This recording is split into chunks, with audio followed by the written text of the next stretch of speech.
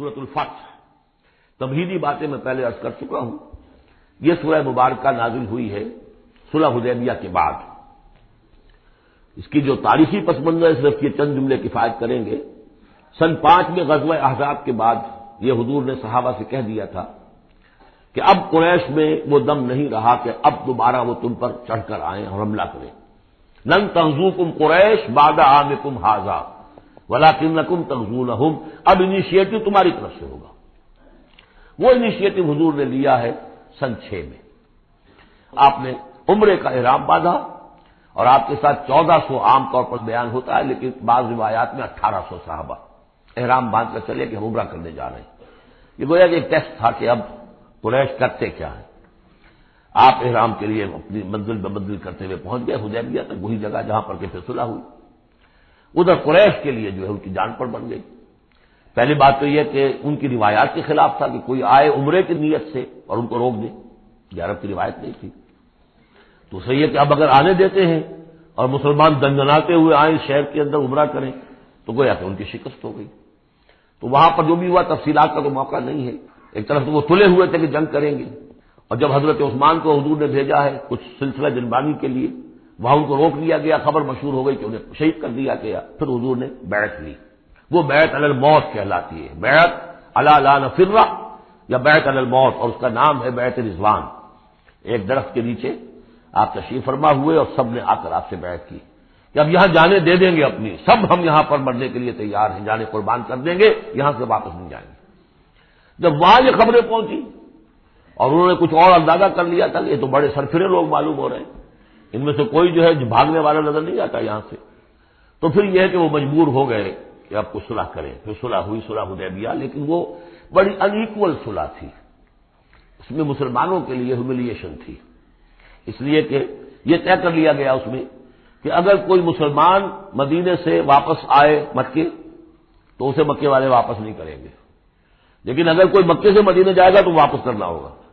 اور وہاں پر ہو بھی یہ گیا. ابو جندل صحابی تھے جن کو کہ اسی نے جو کہ وہاں سے صلح کے لیے گشت و شریک کرنے کے لیے آیا تھا، سہیل بن عمرو، اس کا ہی بیٹا عین اس وقت وہ پہنچ گیا، لیکن صلح کے وہ کاغذات لکھے جا چکے تھے. اس نے معاملہ بچایا، مسلمانوں مجھے پھر قصائیوں کے حوالے کر رہے. حضور نے فرمایا کہ ابو جندل تم صبر کرو، جو وعدہ ہم کر چکے ہیں ہمیں اس کی پابندی کرنی ہے. بہرحال اس کو حضور نے، اگرچہ صحابہ تو اس درجے دلگیر تھے کہ ہم یہ دم کر صلح کیوں کر رہے ہیں. حضرت عمر رضی اللہ تعالیٰ عنہ سے تو بہرحال یہ بھی کہہ دیجئے کہ زیادہ قرب جو انہیں حاصل تھا حضور سے، اس کی بنا پر ان کی یہ ہمت ہو گئی کہ آپ نے وہ سوال جواب بھی کر لیا جس پر آپ پھر ساری عمر پچھتاتے رہے. کہ آپ نے پوچھا کہ کیا ہم حق پر نہیں ہیں؟ حضور نے فرمایا ہاں ہم حق پر ہیں. کیا آپ اللہ کے رسول نہیں ہیں؟ آپ نے مسکرا کر جواب دیا ہاں میں اللہ کا رسول ہوں. تو پھر ہم یہ کیوں دم کر صلح کر رہے ہیں؟ آپ نے فرمایا کہ میں وہی کر رہا ہوں جو اللہ نے مجھے حکم دیا. بس اتنی سی بات تھی جس پر ساری عمر پچھتائے. لیکن یہ بات حضرت علی نے بھی کر دی اس درجے میں کہ جب وہ صلح نامہ لکھا گیا، حضور ڈکٹیٹ کرا رہے تھے، حضرت علی کاتب سے لکھ رہے تھے، تو اب حضور نے فرمایا یہ صلح نامہ ہے، لکھو محمد رسول اللہ اور قریش کے مابین. وہ سہیل بن عمرو نے اعتراض کر دیا کہ نہیں، یہ اگر ہم اس میں لکھیں گے ظاہر بات ہے صلح نامے پر تو دونوں فریقوں کے دستخط ہوتے ہیں، تو میں دستخط کروں گا تو میں تو آپ کو اللہ کا رسول نہیں مانتا، ورنہ اس عبارت کی روح سے جب اس کے نیچے میرا بھی دستخط آئیں گے تو وہ میں نے مان لیا. تو حضور نے اس پر بھی مسکرا کر کہا کہ تم مانو نہ مانو میں اللہ کا رسول ہوں، لیکن اے علی مٹا دو یہ رسول اللہ کے لفظ، مٹا دو وہاں سے، لکھ دو یہ معاہدہ ہے محمد ابن عبداللہ اور قریش کے مابین. حضرت علی نے کہا کہ حضور یہ میں نہیں کر سکتا، میں اپنے ہاتھ سے آپ کے نام کے ساتھ لکھے ہوئے الفاظ. اب دیکھیے اگرچہ حکم تو یہ ہے کہ الامر فوق الادب، لیکن یہ کہ یہ جو بھی کچھ ہوا ہے یہ ہوا غیرت دینی، حمیت دینی کی وجہ سے. حضرت علی نے بھی کیا، حضرت عمر نے بھی کیا، دونوں کے طرز عمل میں کوئی فرق نہیں.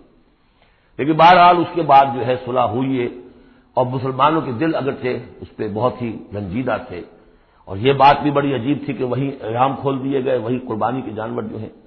تو اب اس پر جو ہے یہ آیت سورت اتری ہے، اور پہلا لفظ یہ ہے انا فتحنا لک فتحا مبینا، مسلمانوں کی دلجوئی کے لیے کہ تم جسے سمجھ رہے ہو کہ دب کر صلح کی ہے، حقیقت حال کے اعتبار سے تو ہے محمد ہم نے آپ کو بڑی روشن فتح عطا فرمائی.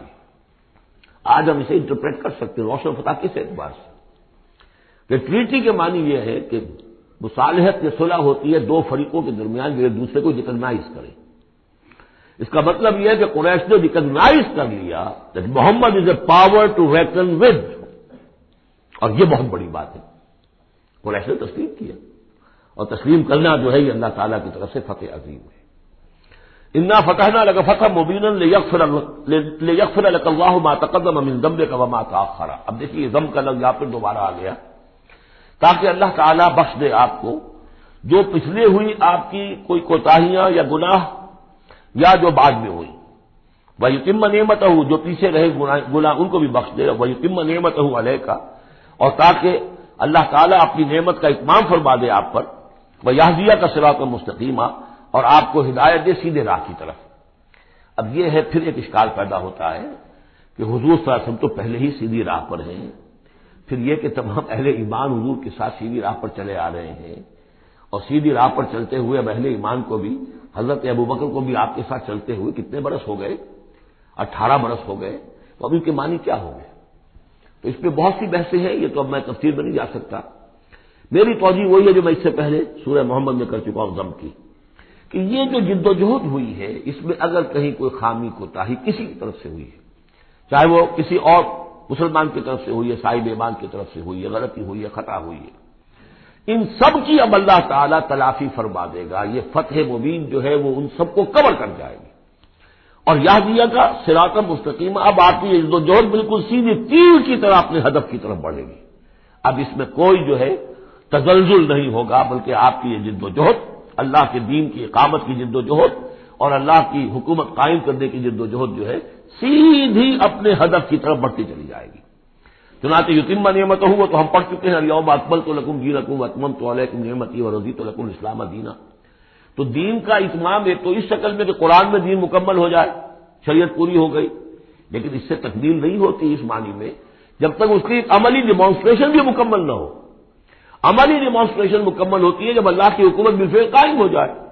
تو اتمام نعمت جو ہے وہ صرف کتاب کے اندر اس شریعت کا پورا بیان ہو جانا اور نظام کا آ جانا، اس سے وہ اتمام تمام و کمال نہیں ہوتا جب تک کہ اس کا ایک نمونہ جو ہے، اس کی ایک صورت لوگوں کے سامنے نہ آ جائے، آئیڈیل فارم اس کی جو ہے وہ سامنے نہ آ جائے، اس کا نمونہ سامنے آ جائے۔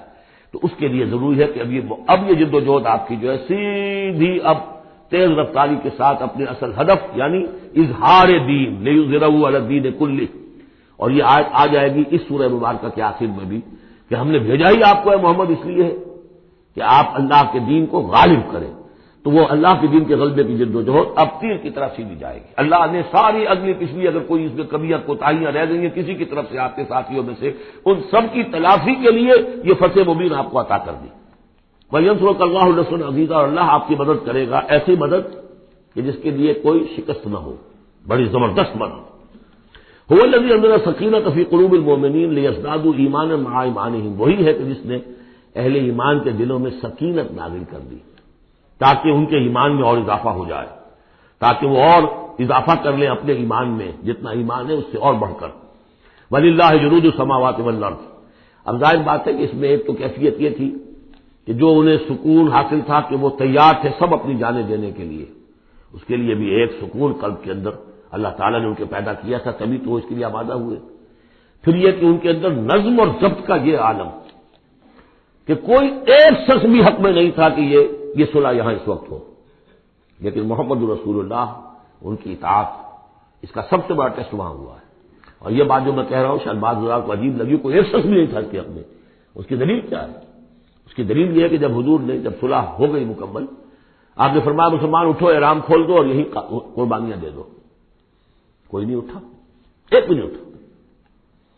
دوسری مرتبہ کہا آپ نے اٹھو بھائی، اب ہو گیا بات، بس جو ہو گئی ہوگی، اب یہی احرام کھول دو، کوئی نہیں اٹھا۔ تیسری دفعہ کوئی نہیں اٹھا۔ آپ دلگیر ہو کر، دل گرفتہ ہو کر اپنے خیمے میں چلے گئے۔ ام سلمہ رضی اللہ تعالیٰ عنہ ام المومنین آپ کے ساتھ تھی، ان سے جا کر کہا، میں نے 3 مرتبہ مسلمانوں سے کہا ہے کہ اٹھو اور احرام کھول دو، کوئی نہیں اٹھ رہا۔ انہوں نے کہا، مشورہ دیا کہ آپ کسی سے کچھ نہ کہیں، اپنی زبان سے کچھ نہ کہیں، آپ اپنا احرام کھول دیجیے۔ بس آپ آئے باہر، آپ نے قربانی دی، احرام کھول دیا، اس پر اب سب اٹھ گئے۔ یعنی اصل میں وہ سب کے سب منتظر تھے کہ کیا حضور ہمارا امتحان لے رہے ہیں، یہ کوئی ٹیسٹ ہو رہا ہے، کیا ہو رہا ہے، یا حالت منتظرات شاید کوئی نئی صورت پیدا ہو جائے، شاید حالات بدل جائیں۔ لیکن ان کے لیے یہ بڑی انہونی سی بات تھی کہ عمرے کی نیت کر کے ہم نے احرام باندھا ہوا، یہاں کیسے کھول دے رہا ہوں؟ لیکن بہرحال وہ صرف ایک توقف جو تھا وہ اسی درجے میں تھا کہ شاید کوئی نئی صورت پیدا ہو جائے، لیکن اس سے ظاہر ہو رہا ہے کہ سب کے دل جو ہے وہ اس صلح کے حق میں نہیں تھے، وہ تو چاہ رہے تھے کہ اب ہمیں موقع ملے اور ہم یہاں جنگ ہو اور اللہ کے دین کو ہم غالب کریں۔ هو الذي انزل السکینۃ فی قلوب المؤمنین لیزدادوا ایمانا مع ایمانہم وللہ جنود السماوات والارض، اور تمام آسمانوں اور زمین کے لشکر تو اللہ ہی کے ہیں۔ وکان اللہ علیما حکیما، اللہ سب کو جاننے والا اور کمال حکمت والا ہے۔ لیدخل المؤمنین والمؤمنات جنات تجری من تحتها الانہار خالدین فیہا، تاکہ وہ داخل کرے اہل ایمان مردوں اور عورتوں کو ان باغات میں جن کے دامن میں ندیاں بہتی ہوں گی، جن میں وہ ہمیشہ ہمیشہ رہیں گے۔ وَيُكَفِّرْ عَنْهُمْ سَيِّئَاتِهِمْ، اور دور کر دے ان سے ان کی برائیوں کو۔ وَكَانَ ذَلِكَ عِندَ اللَّهِ فَوْزًا عَظِيمًا، اور یقیناً یہی شے ہے اللہ کے نزدیک بڑی کامیابی۔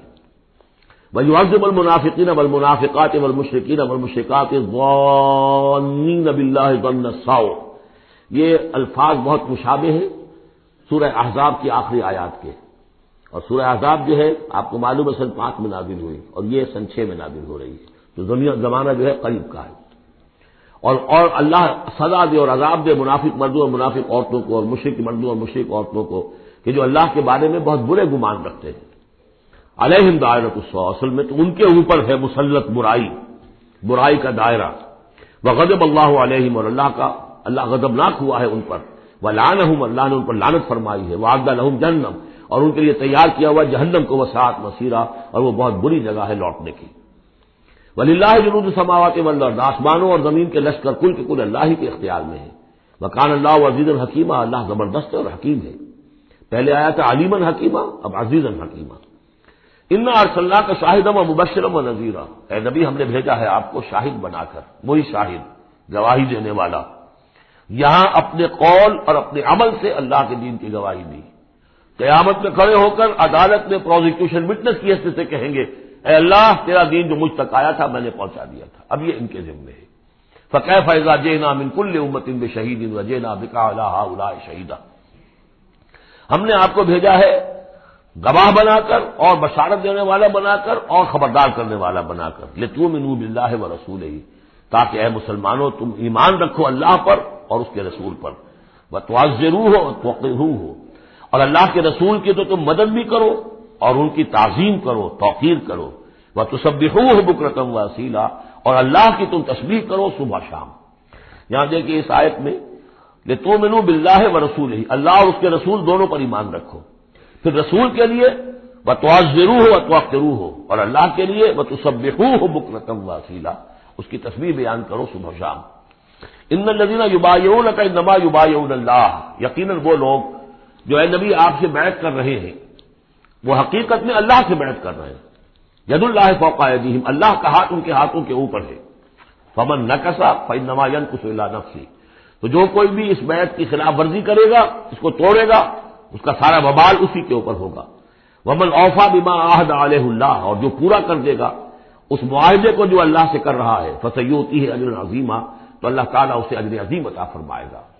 اس آیت کو اچھی طرح سمجھ لیجئے اور اس کا تعلق جوڑ لیجئے جو سورہ توبہ کی آیت نمبر 111 تھی۔ ان اللہ اشتری من المؤمنین انفسهم واموالهم بان لهم الجنہ یقاتلون فی سبیل اللہ فیقتلون ویقتلون وعدا علیہ حقا فی التوراۃ والانجیل والقرآن ومن اوفی بعہدہ من اللہ فاستبشروا ببیعکم الذی بایعتم بہ، اللہ نے اہل ایمان سے ان کی جانیں اور مال خرید لی ہے جنت کے عوض۔ یہ جو خرید و فروخت ہو گئی ہے فاستب، یہ بیع ہو گئی ہے، بیع و شرع ہو گئی ہے۔ فاستبشروا ببیعکم الذی بایعتم بہ، خوشیاں مناؤ، جشن مناؤ اس بیع پر، اس بیع پر، اس سودے پر جو تم نے کیا ہے، اس سے بہتر سودا کوئی نہیں۔ اچھا یہ بیع تو ہوئی بندے اور اللہ کے مابین۔ فرض کیجئے میں بیعت کر رہا ہوں، اے اللہ میں اپنی جان مال تیرے حوالے کرتا ہوں، لیکن اللہ کے اور میرے درمیان تو غیب کا پردہ ہے۔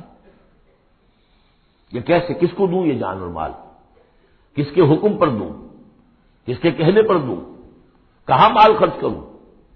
ظاہر بات ہے کہ اس کے لیے کوئی انسان، اب وہ انسان اس وقت ہے محمد الرسول اللہ صلی اللہ علیہ وسلم، بیع اللہ سے، بیعت محمد سے۔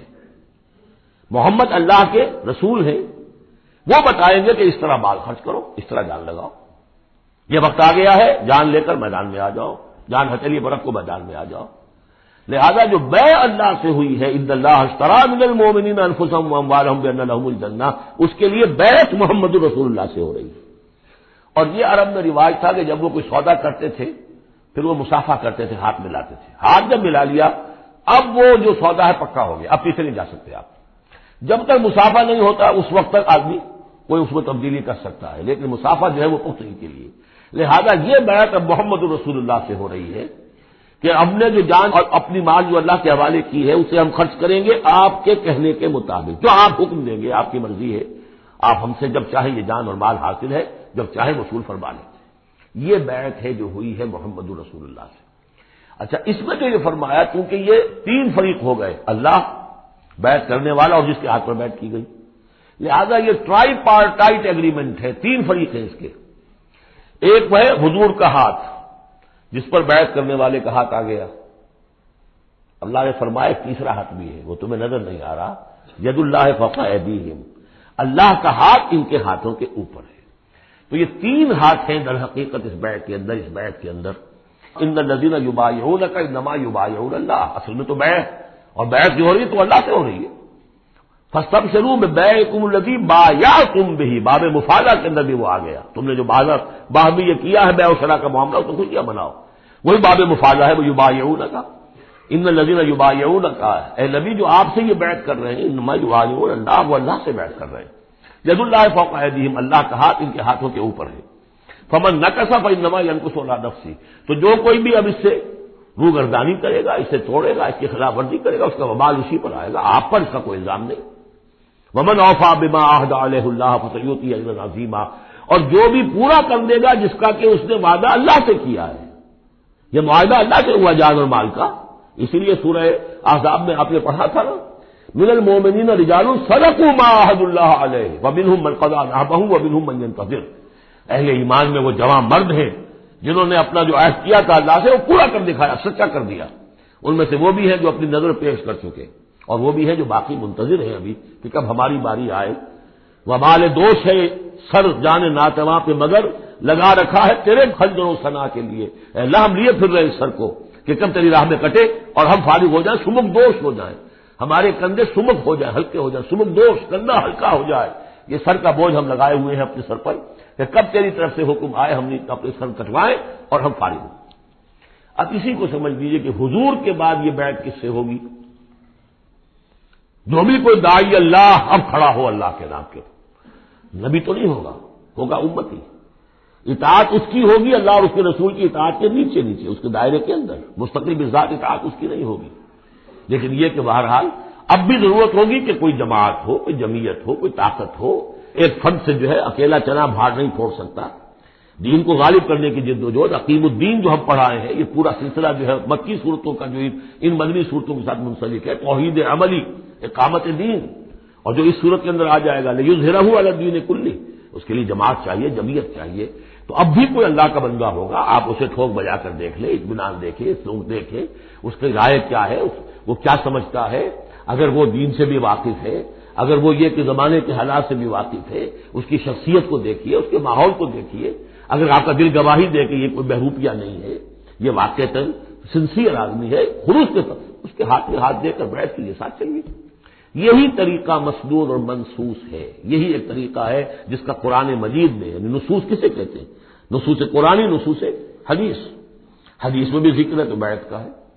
باقی اور کوئی طریقہ جماعت سازی کا مسنون نہیں ہے، مباح وہ بھی ہے، جو بھی طریقہ اختیار کر لیا مباح ہے، حرام نہیں ہے۔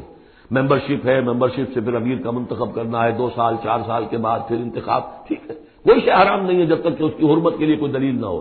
لیکن مسنون اور منصوص اور معصور، 3 الفاظ۔ نصوص قرآن و سنت میں جس کا تذکرہ ہے وہ بیعت ہے۔ جو مسنون ہے پوری زندگی حضور کی جو ہے اس میں کتنی بیعتیں ہوئی ہیں، بیعت عقبہ اولیٰ، بیعت عقبہ ثانیہ، بیعت رضوان، اور پھر یہ کہ نحن الذین بایعوا محمدا علی الجہاد ما بقینا ابدا۔ جب غزوہ احزاب میں جب وہ خندق کھودی جا رہی تھی تو یہ شعر پڑھ رہے تھے صحابہ کرام، ہم ہیں وہ لوگ کہ جنہوں نے محمد سے بیعت کی ہے جہاد کی، اب یہ جہاد جاری رہے گا جب تک جان میں جان ہے۔ یہ ہے ساری زندگی میں آپ کی یہ بیعت کا نظام تھا. اس کے بعد خلافت ہوئی تو بیعت پر ہوئی. حضرت ابو بکر سے بیعت، عمر سے بیعت، مشورہ علیحدہ بات ہے. جب طے ہو گیا کہ اب یہ ہو گیا تو بیعت. پھر خلافت میں کچھ غلط رخ پیدا ہو رہا تھا. حضرت حسین رضی اللہ تعالی عنہ اور حضرت عبداللہ ابن زبیر رضی اللہ تعالی عنہما یہ کھڑے ہوئے تو جنہوں نے جمعیت بنائی بیعت کی بنیاد پر بنائی. یہ دوسری بات ہے کہ جو کوفی تھے انہوں نے جو بیعت کی تھی حضرت حسین سے وہ توڑ دی انہوں نے. فمن نقض فإنما ينقض على نفسه. اس کے بعد ہمارے ہاں اگر کوئی سلسلہ بنا ہے ارشاد کا، تزکیہ نفس کا، صوفیاء کا، وہ بھی بیعت. بادشاہ ہوتے تھے تو بیعت. پچھلی صدی میں جتنے جہاد ہوئے، ہمارے ہاں سب سے بڑا جہاد ہوا پچھلی صدی کا، 19ویں صدی عیسوی کا، سید احمد بریلوی رحمۃ اللہ علیہ اور شاہ اسماعیل شہید رحمۃ اللہ علیہ، ان لوگوں کا جو بیعت کی بنیاد پر جماعت تھی. کوئی اور بنیاد جماعت سازی کی نہیں. مہدی سوڈانی نے جہاد کیا انگریزوں کے خلاف بیعت کی بنیاد پر. سنوسی نے جہاد کیا اطالویوں کے خلاف بیعت کی بنیاد پر. تو یہ بیعت کا لفظ جو یہاں آیا ہے اس کو اچھی طرح سمجھ لیجیے. یہ جان لیجئے کہ یہ جو دوسرا رکوع ہے اس سورہ مبارکہ کا، اور اس کے بعد تیسرا رکوع اور چوتھا رکوع جو ہے، ان میں بھی تقدیم و تاخیر ہے. یہ جو پہلے رکوع کا مضمون ہے یہ جا کر ملے گا اب تیسرے کے ساتھ، اور بعد میں یہ نازل ہوا ہے کہ یہ جو دوسرے رکوع میں آیتیں آ رہی ہیں. سیقول لک المخلفون من الاعراب شغلتنا اموالنا واہلونا. جب حضور واپس پہنچ گئے اور یہ غزوہ جو بیعت رضوان ہو گئی اور پھر صلح حدیبیہ ہو گئی، پھر آپ واپس پہنچے تو جاتے ہوئے گویا کہ ان سے کہا جا رہا ہے حضور سے، جیسے کہ غزوہ تبوک سے واپسی پر جو آیات نازل ہوئی وہ ہم سورہ توبہ میں پڑھ چکے ہیں. ان قریب کہیں گے وہ لوگ جو پیچھے رہ جانے والے تھے، من الاعراب، اعراب میں سے، شغلتنا اموالنا واہلونا. حضور نے عام اعلان کروایا تھا، فرض نہیں تھا، سب کے لیے لازم نہیں تھا. عمرے کے لیے چلنے کے لیے کہا تھا چلے، جتنے لوگ چل سکتے ہیں چلے. تو اب آئیں گے یہ وہ اعراب جو ہیں بادیہ نشین، اور وہ کہیں گے حضور ہم مشغول رہے اپنے اموال میں، اپنے ڈھور ڈنگر کی دیکھ بھال میں، اپنے اہل و عیال میں، ہم آپ کے ساتھ نہیں جا سکے، فاستغفر لنا، تو ہمارے لیے استغفار کیجیے. یقولون بألسنتہم ما لیس فی قلوبہم. یہ لوگ اپنے منہ سے وہ کچھ کہہ رہے ہیں اپنی زبانوں سے ان کے دلوں میں نہیں ہے، دلوں میں کچھ اور ہے. یہ منافقوں کا تذکرہ ہو رہا ہے اعراب میں سے. قل فمن یملک لکم من اللہ شیئا ان اراد بکم ضرا او اراد بکم نفعا. ان سے کہیے کہ اگر اللہ تعالیٰ نے تمہارے لیے کوئی بھی اگر ضرر کا فیصلہ کیا تھا تو، اور اگر خیر کا فیصلہ کیا تھا تو کون سی چیز روک سکتی ہے؟ من یملک لکم من اللہ شیئا، کون ہے وہ کہ جو اختیار رکھتا ہو تمہارے بارے میں اللہ کی طرف سے کچھ بھی، اگر اس نے ارادہ کیا ہو ضرر کا. یعنی اگر کوئی خرابی ہونی تھی تو کیا تمہارے یہاں ہونے کی وجہ سے رک جانی تھی؟ یا اگر خیر کوئی آنا تھا تو تمہاری غیر موجودگی میں نہیں آ سکتا تھا؟ یعنی پیچھے رہ جانا چاہیے ماندار، کیوں رہ گئے؟ اگر کوئی خیر آنا تھا وہ تمہاری غیر موجودگی میں بھی آ سکتا ہے، کوئی شر آنا تھا وہ تمہاری موجودگی میں بھی آ سکتا ہے. تو جب تمہاری موجودگی اور ناموجودگی اللہ کے اعتبار سے تو بالکل برابر ہے، تو تمہارا یہ بہانہ تراشنا جو ہے یہ صحیح نہیں ہے. بل کان اللہ بما تعملون خبیرا. بلکہ تم جو کچھ کرتے رہے ہو اللہ اس سے باخبر ہے. وہ کیا ہے؟ اب ان کے دل کی بات اللہ تعالیٰ، ان کے دل میں جو چور تھا. بل ظننتم، تمہیں یہ گمان ہو گیا تھا، ان لن ينقلب الرسول والمؤمنون الى اهلهم ابدا. ان کو یہ گمان ہوا کہ ان کا تو معلوم ہوتا ہے کہ واقعتاً کوئی دماغ خراب ہو گیا مسلمانوں کا، قریش پر چڑھائی کر کے جا رہے ہیں. قریش، یہ تو سمجھیے کہ ان کے لیے ابھی تک عرب میں جو ان کی حیثیت تھی قریش کی، وہ سمجھتے تھے کہ اب تو یہ موت کے منہ میں جا رہے ہیں، اب یہ واپس ان میں سے کوئی آنے والا نہیں ہے. بل ظننتم، تم نے یہ گمان کیا تھا، ان لن ينقلب الرسول والمؤمنون الى اهلهم ابدا، کہ اب واپس آئیں گے ہی نہیں رسول اور اہل ایمان اپنے گھر والوں کی طرف. وَزُيِّنَ ذَلِكَ فِي قُلُوبِكُمْ، اور یہ تمہارے دلوں میں کھما دی گئی بات. وَظَنَنْتُمْ ظَنَّ السَّوْءِ، اور تم نے بہت برا گمان کیا. وَكُنْتُمْ قَوْمًا بُورًا، اور تم ہو ہی تباہ ہونے والے لوگ. یہ منافقین اعراب کا تھا. اور یہ کب ہو رہا ہے؟ سن 6 میں. سن 2 کے اندر جو معاملہ تھا وہ بھی ہم دیکھ چکے، وہ جو سورہ محمد کے اندر آیا معاملہ، جبکہ ابھی یہ مرحلہ شروع ہو رہا تھا، ابھی قتال کا سلسلہ شروع ہونے والا تھا. اس وقت بھی ان کے دلوں میں صلح جوئی، امن سے کام کرو، صلح سے کام کرو، یہ خام کا جو ہے یہ اس طرح کی مہم جوئی مناسب نہیں ہے. اس وقت ان کا یہ خیال تھا. وَمَن لَّمْ يُؤْمِن بِاللَّهِ وَرَسُولِهِ فَإِنَّا أَعْتَدْنَا لِلْكَافِرِينَ سَعِيرًا. اور جو کوئی اللہ اور اس کے رسول پر ایمان نہ رکھے تو اللہ تعالیٰ نے ایسے کافروں کے لیے تو جہنم تیار کر رکھی ہے. وَلِلَّهِ مُلْكُ السَّمَاوَاتِ وَالْأَرْضِ يَغْفِرُ لِمَن يَشَاءُ. اور اللہ آسمانوں اور زمین کی بادشاہی اللہ ہی کے لیے ہے، وہ بخشتا ہے جس کو چاہتا ہے، وَيُعَذِّبُ مَن يَشَاءُ، اور عذاب دے گا جس کو چاہے گا، وَكَانَ اللَّهُ غَفُورًا رَحِيمًا، اور اللہ تعالیٰ غفور الرحیم ہے۔ سَيَقُولُ الْمُخَلَّفُونَ إِذَا انطَلَقْتُمْ إِلَىٰ مَغَانِمَ لِتَأْخُذُوهَا، اب یہ نوٹ کر لیجئے تاریخی اعتبار سے کہ اس کے فوراً بعد جو ہے اگلے ہی سال حضور نے، اب جب کہ قریش سے صلح ہو گئی تو آپ یکسو ہو گئے، ادھر سے کوئی حملہ اب نہیں ہوگا، تو آپ نے اپنی پوری طاقت لے کر خیبر پر حملہ کیا، جو گڑھ بن گیا تھا یہودیوں کا، جو بنو قینقاع اور بنو نذیر نکالے گئے تھے، جا کے وہیں آباد ہو گئے تھے، پہلے سے بھی وہاں پر وہ بڑا گڑھ تھا، ان کے بڑے قلعے تھے، وہ بڑے یعنی فورٹیفائڈ، اور وہاں پر سارا وہ اب حضور نے ان کی جو ہے سرکوبی کی۔ جب حضور خیبر کی طرف جا رہے تھے، اب ان کا ہم بھی چلتے ہیں آپ کے ساتھ، اس لیے انہیں یقین تھا کہ فتح ہوگی اور مال غنیمت آئے گا۔ سَيَقُولُ الْمُخَلَّفُونَ إِذَا انطَلَقْتُمْ إِلَىٰ مَغَانِمَ، اور اے مسلمانوں جب تم اب جاؤ گے غنیمت حاصل کرنے کے لیے، یعنی اب جو غزوہ خیبر کی طرف جو پیش قدمی کرو گے، تو یہی لوگ جو پہلے پیچھے رہ گئے تھے وہ یہ کہیں گے ضرورا نتبعکم، ہم بھی آپ کے ساتھ چلے، اجازت دیجیے۔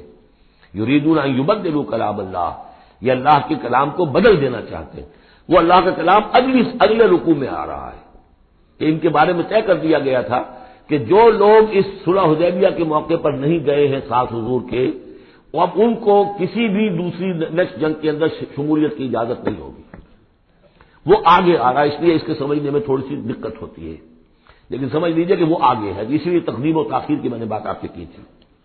یریدون ان یبدلوا کلام اللہ، یہ چاہتے ہیں کہ اللہ کے کلام کو تبدیل کر دیں، اللہ کے حکم کو بدل دیں۔ قل لن تتبعونا، کہہ دیجئے کہ نہیں اب تم ہمارے ساتھ نہیں جاؤ گے، کذالکم قال اللہ من قبل، یہ بات اللہ تعالیٰ پہلے ہی کہہ چکا ہے پہلے، اور اس صورت میں آ رہا ہے ذرا بعد میں۔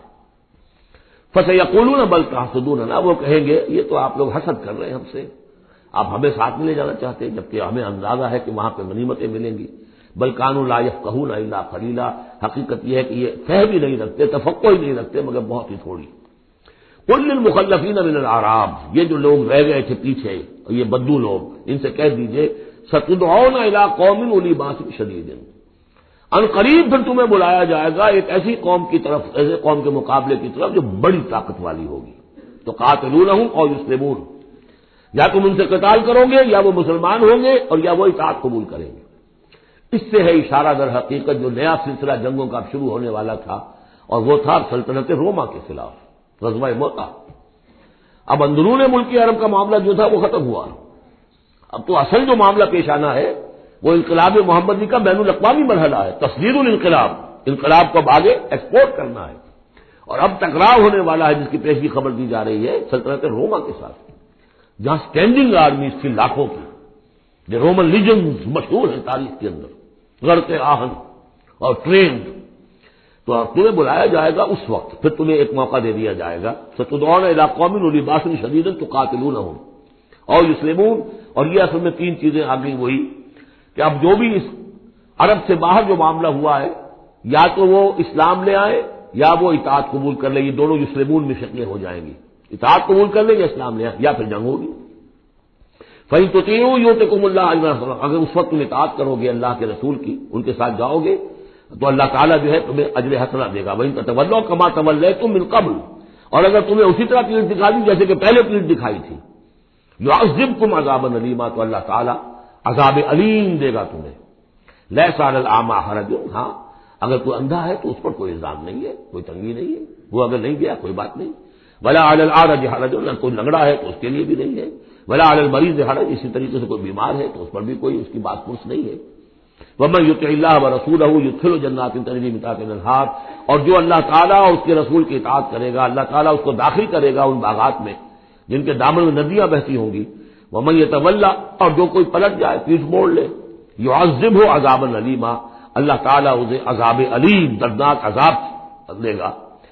اب اس کے بعد یہ پہلے رکوع والا مضمون جو بیعت کا مضمون چل رہا تھا، وہی بیعت کا مضمون اب آگے یہاں چل رہا ہے۔ یہ بیچ والا جو ہے دوسرے رکوع کا مضمون یہ اس کے بعد کا تھا، پہلے آ گیا۔ وہاں جو فرمایا تھا کہ ان الذین یبایعونک انما یبایعون اللہ، اب آگے چلیے، لقد رضی اللہ عن المؤمنین اذ یبایعونک تحت الشجرہ، اللہ راضی ہو گیا ان اہل ایمان سے جو آپ سے بیعت کر رہے تھے درخت کے نیچے۔ فعلم ما فی قلوبہم، تو اللہ تعالیٰ کے علم میں ہے جو کچھ ان کے دلوں میں تھا، اور اس وقت ذوق شہادت اور جوش جہاد تھا، ابھی وہ صلح کی بات تو ہوئی نہیں، وہ تو بیعت کر کے ہونے کی بات ہوئی ہے۔ فانزل سکینت علیہم، اللہ نے ان پر سکینت، سکون، اطمینان نازل کر دیا۔ واصابہم فتح قریبا، اور انہیں فتح جو بھی بہت قریب، وہ فتح قریب وہی ہے، انا فتحنا لک فتحا مبینا، اس صلح کو کہا گیا کہ فوری طور پر انہیں فتح مل گئی۔ وہ مغانم کثیرۃ یاخذونھا، اور بہت سی غنیمتیں ہیں جو وہ اور جو انہیں گے، حاصل کریں گے۔ وکان اللہ عزیزا حکیما، اور اللہ تعالیٰ زبردست ہے، حکمت والا۔ وعدکم اللہ مغانم کثیرۃ تاخذونھا، اے مسلمانوں اللہ کا تم سے وعدہ ہے بہت سی غنیمتیں تمہیں ملیں گی۔ فعجل لکم ھذہ، تو یہ تو تمہیں نقد دے دی ہے، فوری طور پر دے دی ہے یہ فتح جو تمہیں مل گئی ہے۔ وکف ایدی الناس عنکم، اور اللہ تعالیٰ نے روک لیا لوگوں کے ہاتھوں کو تم سے، لتکون آیۃ للمؤمنین، تاکہ یہ اہل ایمان کے لیے ایک نشانی بن جائے۔ وَيَهْدِيَكُمْ صِرَاطًا مُسْتَقِيمًا، اور اللہ تعالیٰ تمہاری رہنمائی فرمائے سیدھے راستے کی طرف، یعنی اب تمہاری جد و جہد جو ہے وہ تیر کی طرف سیدھی کامیابی کے آخری مراحل تک پہنچ جائے۔ وعدکم اللہ مغانم کثیرۃ تاخذونھا، اللہ تعالیٰ نے اے مسلمانوں تم سے وعدہ کیا ہے بہت سی غنیمتوں کا جو تمہیں حاصل ہوں گی۔ فعجل لکم ھذہ، تو یہ تو اللہ نے فوری طور پر تمہیں عطا کر دی ہے، یعنی یہ فتح مبین۔ وکف ایدی الناس عنکم، اور لوگوں کے ہاتھ تمہاری جانب سے روک لیے، یعنی جنگ اگر ہوتی ظاہر بات ہے کہ قریش بھی پھر اگر اس میں اپنی قوت کا مظاہرہ کرتے تو کچھ نہ کچھ نقصان تو مسلمانوں کا بھی ہوتا۔ کف ایدی الناس عنکم، ان کے ہاتھ باندھ لیے اور روک لیے اللہ نے تم سے۔ وَلِتَكُونَ آیَةً لِّلْمُؤْمِنِينَ، اور تاکہ یہ اہل ایمان کے لیے ایک نشانی بن جائے۔ وَيَهْدِيَكُمْ صِرَاطًا مُسْتَقِيمًا، اور اللہ تعالیٰ اب تمہیں سیدھی راہ پر گامزن کر دے، یعنی تمہاری جد و جہد کو، اجتماعی جو جد و جہد ہے تمہاری، اسے براہ راست تیر کی طرح سیدھا اب اس کے آخری ہدف اور منزل مقصود تک پہنچا دے۔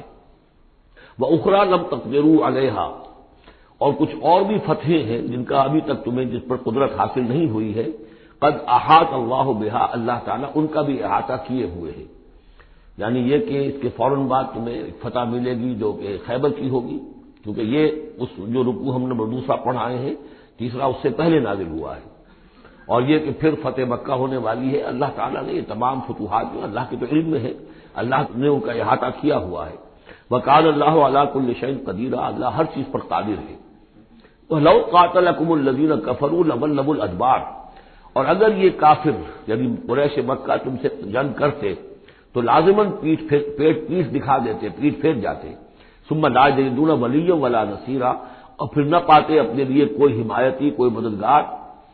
سنت اللہ التی قد خلت من قبل، یہ اللہ کی وہ سنت ہے، اس کا دستور ہے، اس کا قانون ہے کہ جو پہلے سے چلا آ رہا ہے، یعنی یہ کہ اللہ تعالیٰ اپنے رسولوں کی مدد کرتا ہے۔ تو اب رسول کے ساتھ اگر وہ جنگ پر آمادہ ہو گئے ہوتے تو یقیناً ان کو پیٹھ دکھانی پڑتی اور شکست ان کا مقدر بنتی۔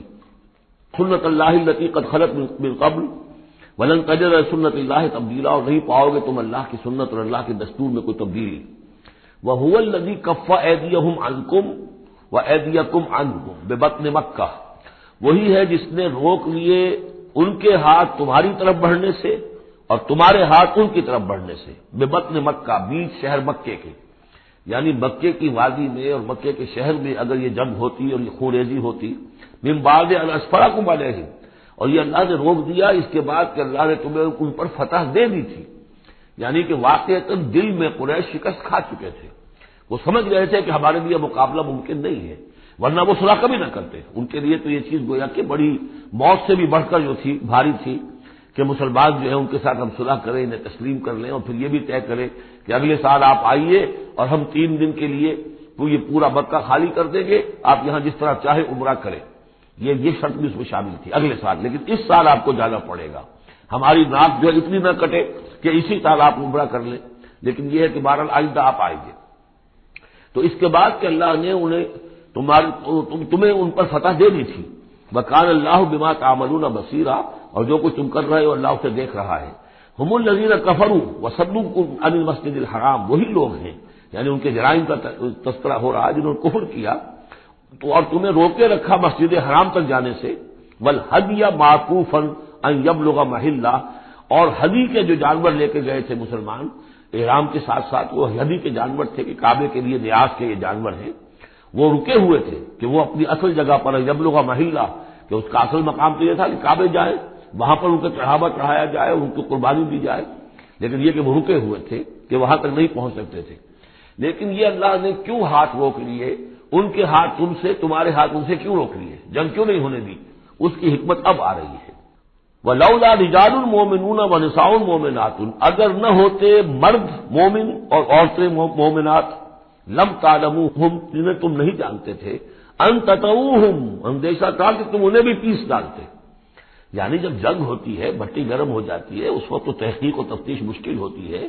اب وہ مسلمان کے جو ہجرت نہیں کر سکے، ان میں ضعفاء بھی تھے، ان میں مریض بھی تھے، ان میں عورتیں بھی تھیں جن کے لیے ممکن ہی نہیں تھا، جیسا کہ ہم سورہ نساء میں پڑھ چکے ہیں کہ جن کے لیے بالکل ممکن ہی نہیں تھا، اللہ تعالیٰ نے ان کو معاف کر دیا تھا، ہجرت نہیں کر رہے تب بھی اللہ ان سے مواخذہ نہیں کرے گا۔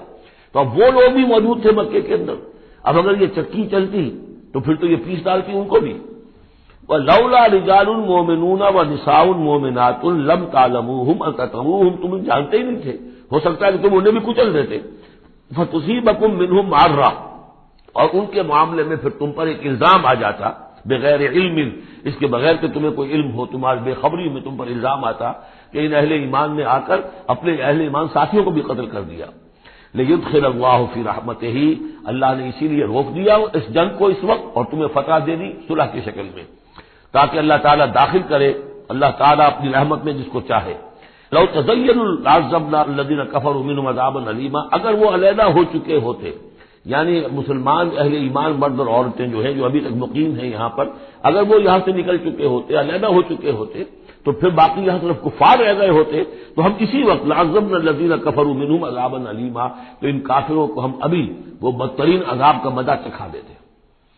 اس جعل الذین کفروا فی قلوبہم الحمیۃ حمیۃ الجاہلیہ، جب کافروں نے اپنے دلوں کے اندر ایک حمیت جو ہے، ایک بڑی غیرت اور حمیت کا معاملہ، لیکن وہ حمیت جاہلی تھی کہ ہم لوگ، اور کیسے ممکن ہے کہ ہم انہیں یہاں پر عمرہ کرنے دیں، یہ لوگ کہ جو بے دین ہو گئے، ان کے اعتبار سے جو بے دین تھے، جو ہم اپنے آبا و اجداد کے دین کو چھوڑ گئے، تو وہ جو نسل پرستی اور قوم پرستی ان میں تھی، اور آبا پرستی تھی، اور اپنی روایت پرستی تھی، اس کے بنا پر حمیت جاہلیت ان کے دلوں کے اندر اتنی کوٹ کوٹ کر بھری ہوئی تھی۔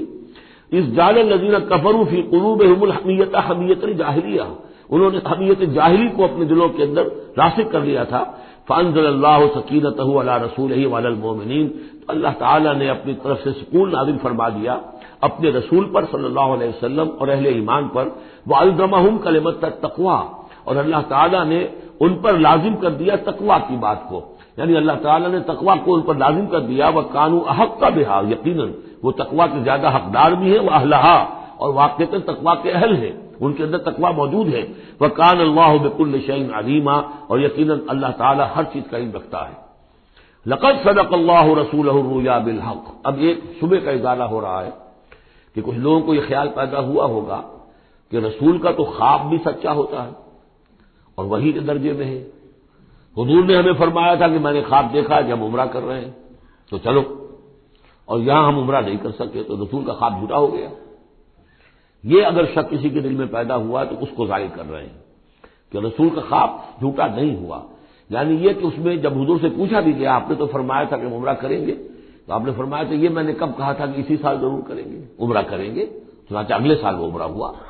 سن 7 میں اسے عمرہ قضا کہتے ہیں، جو صلح حدیبیہ میں طے ہو گیا تھا کہ اگلے سال آپ آئیے عمرہ کیجیے، یہ عمرہ چونکہ رہ گیا تھا درمیان میں ہی بند ہو گیا، تو عمرہ قضا، اس عمرے کی قضا اگلے سال جو ہے سن 7 میں آپ نے دی، اور 3 دن تک قریش نے مکے کو خالی کر دیا، پہاڑوں پر چڑھ گئے، اور مسلمان 3 دن تک مکے کے اندر مقیم رہے، انہوں نے اپنے اطمینان سے عمرہ ادا کیا۔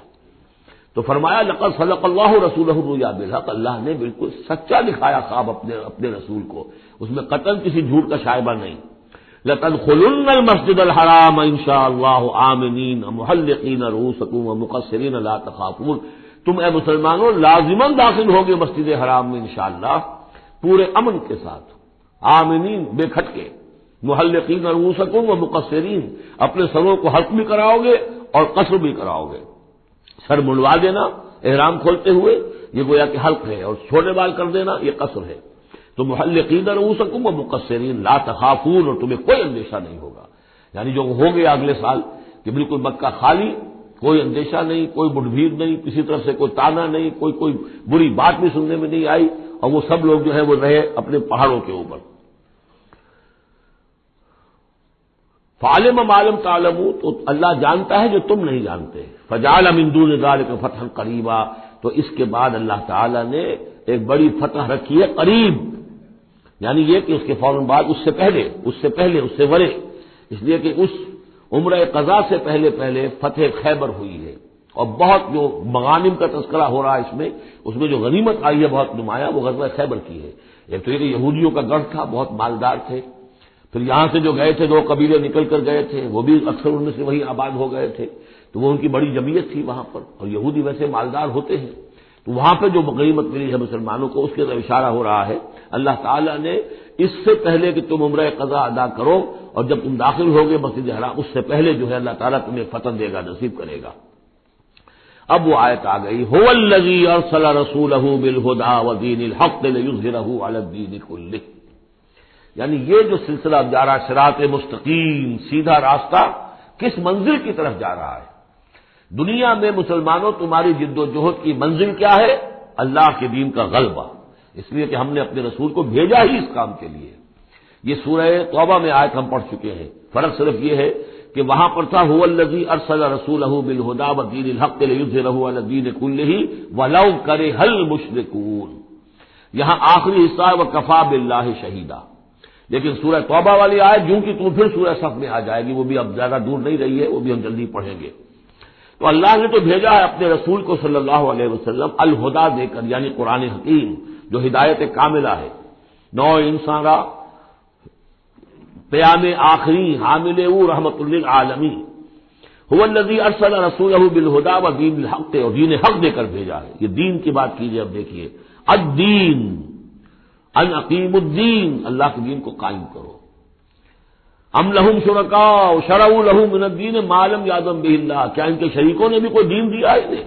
اللہ نے انہیں دین حق دیا ہے، اور دین حق اس لیے دیا ہے کہ اسے غالب کرے کل کے پورے نظام زندگی کے اوپر، پورے نظام زندگی پر.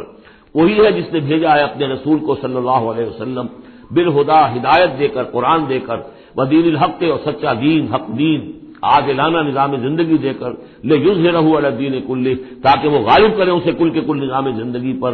وکفی باللہ شہیدا، اور کافی ہے اللہ مدد کے لیے. عام طور پر ترجمہ یہاں پر گواہ کا کیا گیا ہے، آپ نے دیکھا ہوگا، لیکن یہاں اس لفظ شہید کا مطلب جو مدد کے ہے. اس کے لیے یہ کہ نوٹ کیجئے جو سورہ بقرہ کے 30 رکوع میں آیا تھا، فَإِن كُنتُمْ فِي رَيْبٍ مِّمَّا نَزَّلْنَا عَلَىٰ عَبْدِنَا فَأْتُوا بِسُورَةٍ مِّن مِّثْلِهِ وَادْعُوا شُهَدَاءَكُم مِّن دُونِ اللَّهِ إِن كُنتُمْ صَادِقِينَ. بلا لو اپنے مددگاروں کو اللہ کے سوا اگر تم سچے ہو. تو چونکہ اصل میں شہیدہ کے معنی تو ہے حاضر ہونا. شہیدہ یشہدو، کسی کی موجودگی اور حاضری. جو موجود ہوتا ہے وقوع پر وہی صحیح گواہی دینے کا اہل ہے، اس لیے اس کے معنی گواہی کے پیدا ہو گئے. اور جو موجود ہو وہی آپ کی مدد بھی کر سکتا ہے، اس لیے اس کے معنی مددگار کے بھی ہیں. آپ کا کوئی دوست ہے، بڑا آپ کا بہی خواہ ہے، لیکن جب آپ پر کچھ ستم ہو رہا تھا، ظلم ہو رہا تھا، زیادتی ہو رہی تھی، وہ موجود ہی نہیں تھا بیچارہ، وہ کیا کرے گا؟ آپ کی مدد نہیں کر سکتا. تو مددگار بھی معنی ہے لفظ شہید کے. وَكَفَىٰ بِاللَّهِ شَهِيدًا، اللہ کافی ہے مددگار کی حیثیت سے.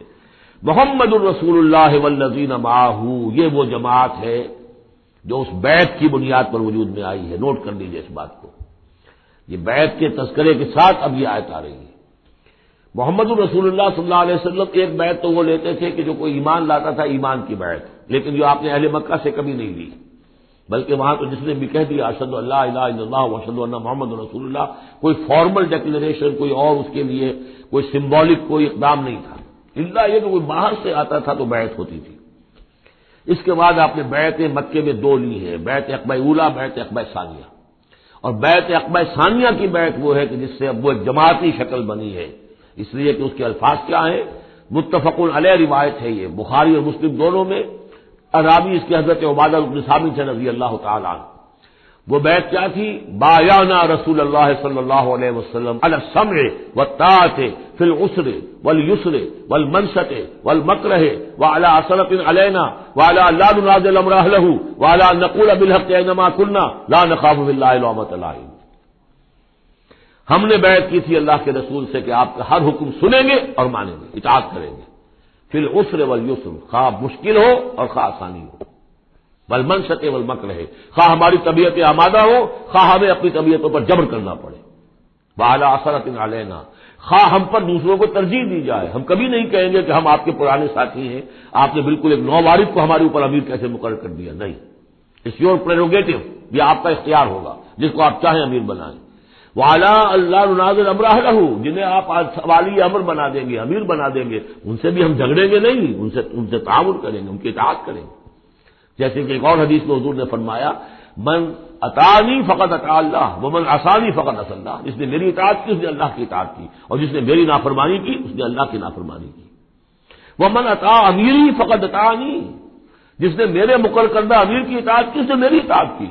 ومن اطاع امیری فقد ومن عصی امیری فقد عصانی، جس نے میرے مقرر کردہ امیر کی نافرمانی کی اس نے میری نافرمانی کی۔ اب ظاہر بات ہے جب جماعتی زندگی ہوتی ہے تو ایک ہی امیر نہیں ہوتا، اب ایک فوج ہے، ایک سپہ سالار ہے، لیکن اور چھوٹے چھوٹے جو اس کے حصے ہیں، میمنہ پر کوئی اور ہے، میسرہ پر کوئی اور ہے، اب قلب پر کوئی اور ہے، چھوٹے چھوٹے کمانڈرز بھی تو ہیں، چھوٹی سی کمپنی ہے، پلاٹون ہے، پھر بٹالین ہے، بٹالین سے اوپر پھر ریجیمنٹ ہے، ہر جگہ پر جو ہے اس کے جو آفیسرز موجود ہیں، جو کمانڈرز موجود ہیں، ان سب کا سلسلے وار سب و طاعت کا نظام اگر نہیں ہوگا تو وہ فوج کہاں ہوئی؟ اس طرح ایک جماعت ہے، ایک پورے ملک کے اندر جماعت ہے، اس کا امیر ہے، پھر اس کے کئی صوبائی اس کی شاخیں اس کے امیر ہیں، تو یہ تو نظام اس طرح چلے گا۔ تو یہاں پر وعلی ان نقول بالحق اینما کنا، اور آخری بات جو تھی اس بیعت کے اندر کہ ہم جہاں کہیں بھی ہوں گے حق بات ضرور کہیں گے، مشورہ مانگا جائے گا مشورہ دیں گے، we will not hold back over opinions, ہم اپنی رائے دیں گے، حق بات کہیں گے جہاں کہیں ہوں گے، لیکن اس کے بعد جو فیصلہ ہوگا فاذا عزم الامر، جیسا کہ ہم پڑھ چکے ہیں، جب فیصلہ ہو جائے تو پھر یہ کہ اللہ اور اس کے رسول کی اطاعت لازم ہے۔ تو فرمایا یہ محمد الرسول اللہ والذین معہ کی جو جماعت بنی ہے اس شکل میں، اس قتال کے مرحلے کے شروع ہونے سے پہلے منہج انقلاب نبوی میں اقدام کا مرحلہ جب آیا ہے، پیسو ریزسٹنس جب ایکٹیو ریزسٹنس میں چینج ہو رہی ہے، تو اب وہ ایک نظم جماعت کی شکل ہے، اور وہ بیعت عقبہ ثانیہ کی بنیاد پر وجود میں آیا۔ محمد رسول اللہ والذین معہ اشداء علی الکفار رحماء بینہم، اللہ کے رسول، یہ اس میں دو طرح ترجمے اس کے کیے جاتے ہیں، محمد اللہ کے رسول ہیں، یہ ایک جملہ پورا ہو گیا، والذین معہ اشداء علی الکفار رحماء بینہم، اور جو ان کے ساتھ ہیں وہ کافروں پر بہت بھاری ہے اور آپس میں بہت رحم دل ہے۔ اور ایک ترجمہ یہ بھی ہے کہ محمد رسول اللہ والذین معہ، یہ سب مل کر مبتدا بنی، اللہ کے رسول محمد اور جو ان کے ساتھ ہیں ان سب کی شان یہ ہے کہ اشداء علی الکفار رحماء بینہم، وہ کفار کے حق میں بڑے سخت ہیں لیکن آپس میں بہت رحم دل ہے، رحیم ہے، شفیق ہے۔ یہ ہم پڑھ چکے ہیں سورہ مائدہ میں بھی، اذلۃ علی المؤمنین اعزۃ علی الکافرین، اہل ایمان کے حق میں وہ بہت ہی نرم خو ہو، حلقہ یاراں تو برے شم کی طرح نرم، رزم حق و باطل ہو تو فولاد ہے مومن۔ یہ شان جو ہے بندہ مومن کی قرآن مجید میں دو جگہ آئی ہے۔ تراہم رکعا سجدا یبتغون فضلا من اللہ ورضوانا، تم دیکھو گے ان کو کبھی سجدے میں گرے ہوئے ہوں گے اور کبھی رکوع کر رہے ہوں گے، وہ اپنے رب کے فضل کے متلاشی رہتے ہیں ہر دم ہر آن، اور اللہ کی رضا چاہتے ہیں۔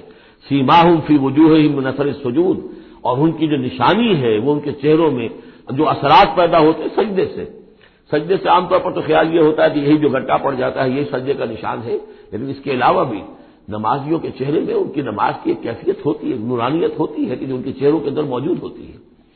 ذالک مثلہم فی التوراۃ، یہ ہے ان کی مثال اور تمثیل جو تورات میں آئی تھی، وہ مثلہم فی الانجیل، اور انجیل میں جو ان کی مثال دی گئی تھی وہ یہ ہے کزرع اخرج شطأہ، جیسے ایک کھیتی وہ اپنا پٹھا نکالتی ہے، فآزرہ، پھر اسے گاڑھا کرتی ہے، فاستغلظ اور فاستوى، اس کو مضبوط کرتی ہے پھر اسے گاڑھا کرتی ہے، فاستوى علی سوقہ، پھر اپنی نال پر کھڑی ہو جاتی ہے۔ چھوٹی سی کوئی کوپل پھوٹتی ہے، پھر وہ بڑھتی ہے، نرم سی ہے، پھر ذرا اس کا جو تنا بنتا ہے اس کے اوپر پھر کھڑی ہو جاتی ہے سیدھی۔ یہ جس طریقے سے درجہ بدرجہ یہ جو زراعت ہو رہی ہے، یہ کھیتی ہو رہی ہے، اس کا نتیجہ کیا نکلتا ہے؟ یعجب الزراع، جو زراعت کرنے والا ہے، جو کاشتکار ہے اسے بڑی بھلی لگتی ہے، آیا آج دیکھا اپنی کھیتی کو اپج آئی ہے، نکل آئی ہے، اس کے بعد یہ کیا بڑھ رہی ہے، پک رہی ہے، اب کھیتی لہرا رہی ہے، اس کے اوپر سٹے آ گئے ہیں۔ یعجب الزراع لیغیظ بہم الکفار، تاکہ اس سے دل جلے کافروں کا۔ اب یہاں اس سے واضح ہو گیا یہاں زراع کون ہے؟ یہ کھیتی صحابہ کرام کی کھیتی ہے جو پھل رہی ہے، پھول رہی ہے، اور اس کا کاشتکار کون ہے؟ محمد الرسول اللہ صلی اللہ علیہ وسلم۔ تب حضور کے ساتھ آپ کو معلوم ہے کہ جب انتقال ہوا ہے ابو طالب کا تو وہ مشکل 125 آدمی تھے، 150 آدمی تھے. آپ کی ایسی پوزیشن بھی نہیں تھی کہ اپنے بل پر مکے میں رہ سکتے، اسی لیے طائف گئے تھے. کوئی آلٹرنیٹ بیس مل جائے، میں وہاں منتقل کر دوں اپنی اس دعوت کا اور اپنی اس تحریک کا مرکز. لیکن یہ کہ وہاں سے خالی ہاتھ آنا پڑا. تو ایک وہ دور تھا کہ جس میں پھر ایک مشرک کی امان لے کر مکے میں داخل ہو سکے، مطعم بن عدی کی. آج ایک دور یہ ہے کہ 1400 یا 1800 آدمی جو ہیں وہ بیعت موت کی ہے انہوں نے، اور ان کو اس پر جو ہے ملال ہے کہ دم کر صلح کیوں کی ہے. ان کی جو حمیت ایمانی ہے، غیرت ایمانی ہے، وہ ملال اس پر ہے. وہ جان بچنے کی کوئی خوشی نہیں ہے انہیں. وہ تو کہے کہ اب تو ہم نے دم کر کیوں صلح کریں، ہم اپنی جانیں دینے کے لیے تیار ہیں. کھیتی جو ہے اپج رہی ہے. تو فرمایا کزرع اخرج شطأہ فآزرہ فاستغلظ فاستوى على سوقه يعجب الزراع ليغيظ بهم الكفار وعد الله الذين آمنوا وعملوا الصالحات منهم مغفرة واجرا عظيما. اللہ نے وعدہ کیا ہے ان لوگوں سے جو ایمان لائے اور نیک عمل کیے، ان میں سے جو واقعتاً جنہوں نے ایمان اور عمل صالح کا حق ادا کر دیا کہ ان کے لیے مغفرت بھی، اجر عظیم بھی ہے.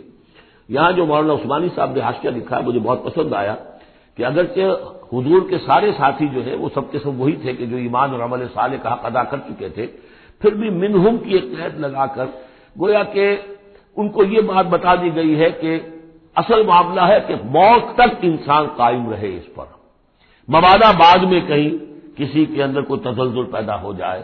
ورنہ یہ کہ اگر کسی کو اس طرح کا یقین دلا دیا جائے تو اس سے تو یہ کہ پھر اطمینان پیدا ہو جائے گا. ہونا یہ چاہیے کہ آخری وقت تک ڈرتا رہے آدمی، بین الخوف والرجا کی کیفیت رہے کہ کہیں ایسا نہ ہو کہ میں پھر کہیں آج جس مقام پر اللہ نے مجھے پہنچا دیا ہے کہیں پاؤں پھسل جائے. مغفرت و اجر عظیم کا اللہ نے وعدہ فرمایا. بارک اللہ لی و لکم فی القرآن العظیم و نفعنی و ایاکم بالآیات و ذکر الحکیم.